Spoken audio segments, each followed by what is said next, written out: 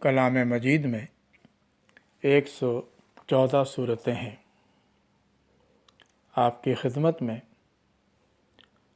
صورتوں کے نام اور ان کے معنی پیش خدمت ہیں۔ سورہ فاتحہ،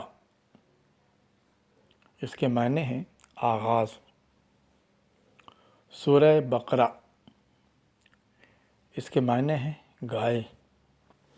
سورہ آل عمران، آل عمران سے مراد عمران کی اولاد۔ تاریخ اسلام میں 2 عمران گزرے ہیں۔ ایک حضرت موسیٰ علیہ السلام کے والد کا نام عمران تھا، اور یہ جو سورت نازل ہوئی آل عمران، یہ حضرت عیسیٰ علیہ السلام کے نانا کا نام ہے۔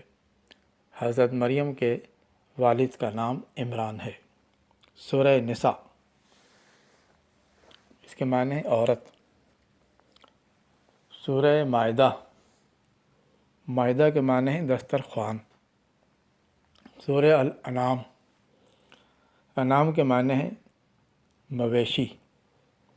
سورہ الاعراف، اعراف کے معنی ہے جنت اور دوزخ کے درمیان ایک دیوار۔ سورہ انفال، انفال کے معنی ہیں مال غنیمت۔ سورہ توبہ، توبہ کے معنی ہے استغفار، پچھتاوا، کسی برے کام سے باز رہنے کا عہد۔ سورہ یونس،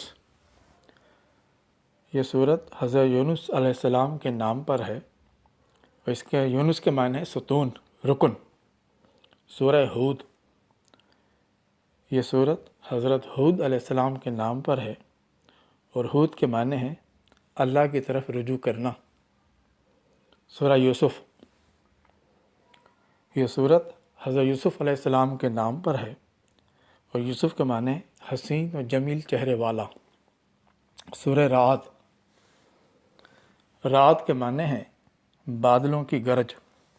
سورہ ابراہیم، یہ سورت حضرت ابراہیم علیہ السلام کے نام پر ہے، اور اس کے معنی ہیں پدر بزرگوار۔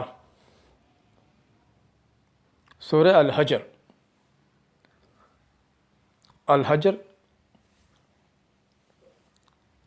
قوم حجر، اس کے معنی پتھر، حجر کا معنی پتھر۔ سورہ نحل، نحل کے معنی ہے شہد کی مکھی۔ سورہ الاسراء، اس سورت کا ایک نام بنی اسرائیل بھی ہے، اور اسراء کے معنی ہے رات کا سفر۔ سورہ الکہف، کہف کے معنی ہے پہاڑوں کے بیچ میں غار۔ سورہ مریم، یہ سورت حضرت عیسیٰ علیہ السلام کی والدہ مریم کے نام پر ہے، اور مریم کے معنی پاک دامن، دوشیزہ۔ سورہ طٰہٰ، طٰہٰ حضرت محمد مصطفیٰ صلی اللہ علیہ وآلہ وسلم کا نام ہے، اس کے معنی اعلیٰ، عرفہ اور پاک۔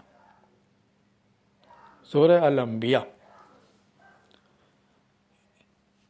الانبیاء نبی کی جمع ہے۔ سورہ الحج، حج کے معنی ہے مقررہ وقت پر مکہ معظمہ میں بیت اللہ کی زیارت کرنا۔ سورہ المومنون، یہ مومن کی جمع ہے۔ سورہ النور، نور کے معنی ہے روشن، تجلی۔